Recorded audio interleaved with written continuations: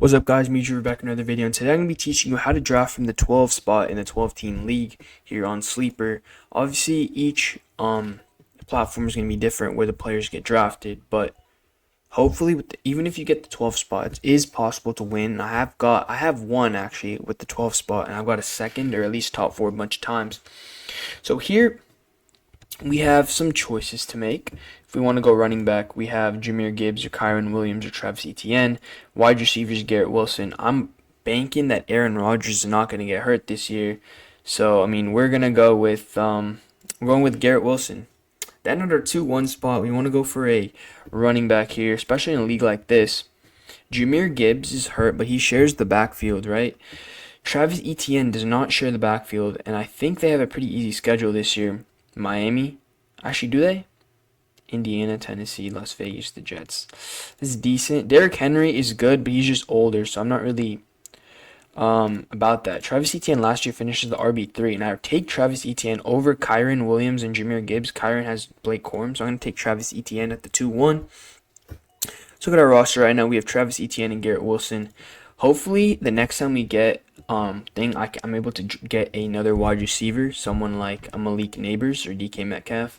You want to get a lower end wide receiver one. Don't get someone like DJ Moore, who has Rome Odunze and Keenan Allen to share the field with, but get Neighbors or Metcalf could be pretty good. And we already see a quarterback going here, 2 quarterbacks actually, and we can get Stephon Diggs, but I'm not falling into that trap.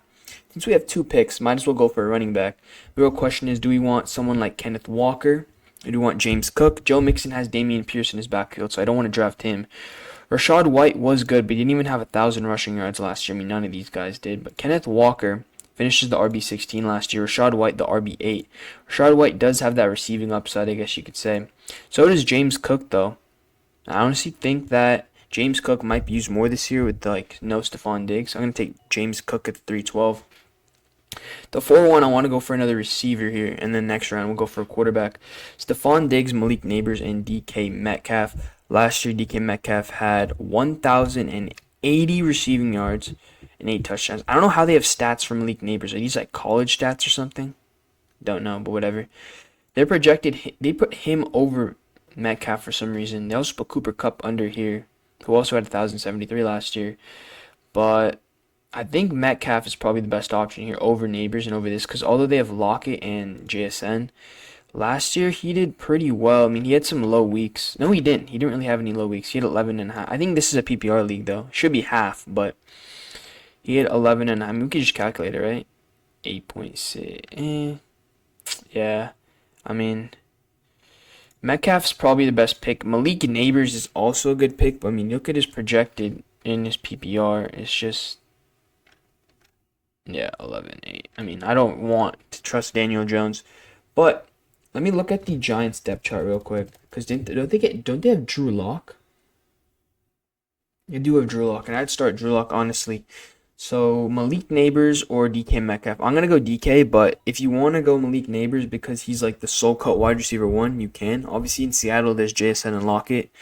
But we did stack. No, we didn't stack. Sorry, we did not stack. But so far, we have Etienne, James Cook, Garrett Wilson, and DK Metcalf. And next round, I'm going to try to get maybe a tight end off the board, but definitely a quarterback. Someone like Anthony Richardson. CJ Stroud already went off the board right here at the 5-1. Quarterbacks are flying off the board, and we do not have Anthony Richardson on the board. Do I take a quarterback now is the question, because even if I wait, I can still get a decent quarterback like Aaron Rodgers or even Kirk Cousins. So maybe I wait for a quarterback and try to stack some other players. George Kittle's right here, and last season he didn't do that bad. He had 888 receiving yards for 6 touchdowns. Evan Ingram's below him, and they did lose Calvin Ridley, so maybe he would be a better pick than George Kittle. But, I mean, looking at the fantasy yardage last year, George Kittle had some... let's go to 2023, sorry. George Kittle had some very low weeks, like 4 in Week 18. Week 18 doesn't really count, though. This is projection. What am I saying? What did he actually... where do I see what he actually got? Don't know. But anyways, last year, he was the tight end 5. Then he finished 3, 4, 4, 3, 5. Don't know. I don't want to wait off on tight end, though. Like, I mean, maybe Brock Bowers would be a good option. But, yeah, I'm going to take George Kittle here at the 5-12. And then we want to get a nice flex spot right here, another wide receiver one, where we can go with George Pickens. He's the wide receiver one right now, and they did get Russell Wilson, so that might be really good actually. Or Amari Cooper. Amari Cooper is questionable right now though, but last season he finishes the wide receiver 16. Well, Pickens was a wide receiver 23, but Pickens was a 23 with terrible, terrible, terrible talent. I'm gonna take Pickens here because he had less yards, but I think with the quarterback upgrade, Pickens is definitely a better talent and more reliable because, yeah, they don't have a very good run game. Next round is where I'm going to get a quarterback. I'm totally fine with getting Caleb Williams. Looking at, like, Chicago's schedule, Tennessee, Houston, Indiana, the Rams. They place Carolina and Jacksonville and Washington and Arizona and New England, Minnesota. Teams with, like, not very good defenses. But, I mean, if I can get Dak Prescott or Brock Purdy, that would be really good. Or even someone like Tua. And I can take Brock Purdy right here. And I'm going to take Brock Purdy over Caleb Williams. The reason why I say that is because Brock Purdy has more weapons, right? I'm going to take Brock Purdy here at the 7-12. And then we're going to go actually for another flex spot. See who we can get here. We can get Calvin Ridley, who's the wide receiver, like, I guess, 1.5. We can also get Brock Bowers here. We can get Rashee Rice, Jordan Addison. We can get Nick Chubb, who's going to be on the pup list for a while, or Ladd McConkey. I really want to take Ladd McConkey here, wide receiver 1, I think, or 2, because of Josh Palmer. But really unsure.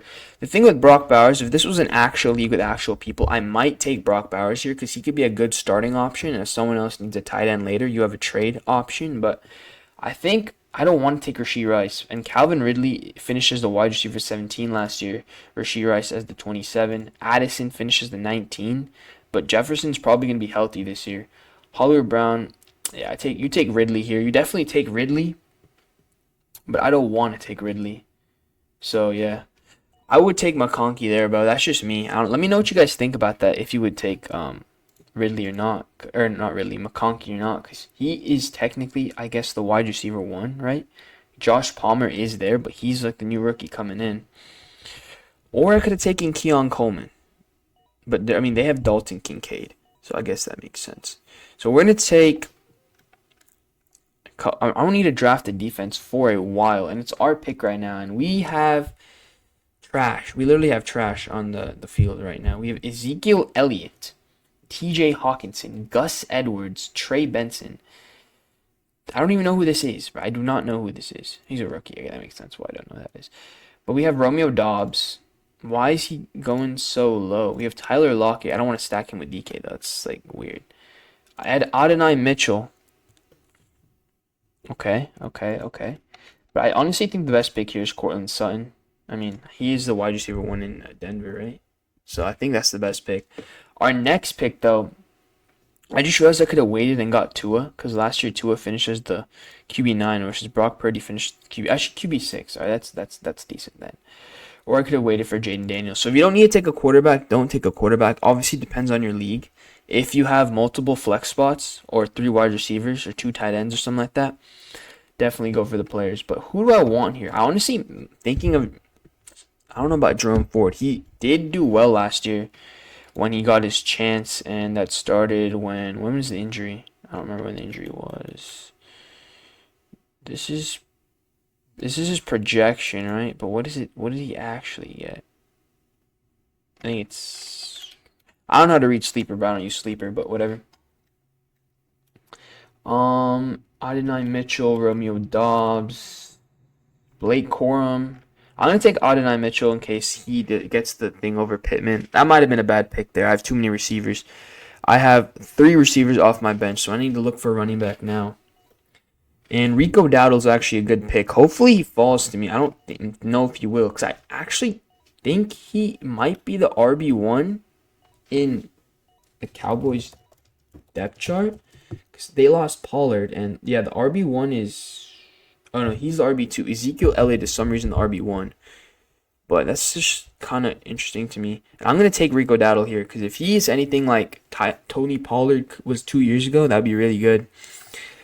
I don't want to take another running back. That's the issue. I don't want to take another running back, bro. Who took Swift? Dude, DeAndre Swift is my sleeper. Last year was my sleeper, and this year is also my sleeper. He's the running back 1. Obviously, it's Caleb Williams, and he had Jalen Hurts last year, so he was getting snaked for his touchdowns, but still. Okay, so I have Rico Dowdle here. Make sure these don't have they have the same bye week. Okay, that's not good. But I can always pick someone up off the waiver wire, I guess you could say. Cole Kmet is available. Mike Williams is available. Xavier Legette is available. This is a good pick right here. Wide receiver 1 for the Panthers. I don't know if Bryce Young will be able to get the ball out of his hands, but not the point. Who do I want to take though? I guess a running back, right? Is what you want to take. You were also a wide receiver 1. I mean, yeah, you have Bourne, I guess, but like, I don't know. These late rounds, I think there's 4 rounds left, so maybe a defense is worth it. We have the wait. Let's look at who we can take in the flex, and we already have our stack right here. I'm gonna actually go with the 4. No. I need to see who's the easiest schedule. Cleveland, New Orleans, Baltimore. They have the Giants twice a year. They have Pittsburgh. They have Atlanta. They have Washington twice a year. They have Carolina and Cincy. Okay, no, that's definitely not the easy schedule. This one. Okay, you have Miami twice. You have Buffalo twice. You have New England twice, but you have San Francisco and everything like that. You have the Seahawks twice. You have the Cardinals twice. You have Chicago, Miami, Green Bay. I think the Niners. Wait, who's the first last year? The Ravens defense looks tempting. You get the Chargers and the... Okay, wait. I'm definitely taking the Ravens defense. Maybe not the best pick, but I did take the Ravens defense there. Maybe it was too early for defense, I'm not going to lie, but I think they were number 1 last year, right? No, the Cowboys definitely were number 1, but they actually play some tough teams here. But they play Baltimore. Pittsburgh's going to be good. Detroit is going to be good. San Francisco obviously going to be good. Atlanta, Philly, Houston. Washington might be good. The Giants, Cincinnati. They play good teams. I don't know if their defense is going to do that well. Okay, later, I don't even need a kicker. I might draft a kicker with my last pick, but let's see who we can pick up in flex. Gabe Davis. He's the wide receiver 2, I guess, in Jacksonville. Maybe even the 3 if you want to take the rookie or Evan Ingram over him. I might take Algier because last year Algier did play well. He started off the year actually pretty good. He had a big week 1 with 2 touchdowns. I remember that. And if, like, Bijan gets hurt, then maybe that's a good pick. So I'm going to take Algier right here. And then we're just going to end it off with, I guess, a kicker. If you want to go with a kicker, because I like to just get a full board. Jason Sanders or Jason Myers? I like Jason Myers better. The 6th overall kicker last year. Sanders was the 11th. Seahawks are a team where they're, like, not amazing that they can't get, like, field goals and stuff. Not too good that they're going to get touchdowns every drive, so they're going to get field goals now and then. But yeah, that is going to be our draft. Let's look at our roster real quick. We actually, I guess we have a good roster. You want to, hold up. How do I, okay, anyways, not the point. Okay, let's just drag this up. We actually have a good roster here. Brock Purdy, Travis Etienne, James Cook, Garrett Wilson, DK Metcalf, George Kittle, George Pickens, Jason Myers. We have the Ravens defense. Then off the bench, we have Ridley, Sutton, Adonai Mitchell, Rico Dowdle, and Tyler Algier. Could have made some better picks at the end of the draft. But let me know what you think about drafting from the 12 spot in a 12-team league. I'm going to be doing every single position here. I already did the 1 spot and the 12 spot. So I'm going to do some spot like the 6, which is like a spot like kind of weird in the draft. But make sure you leave a like and subscribe if you're new to the channel, man.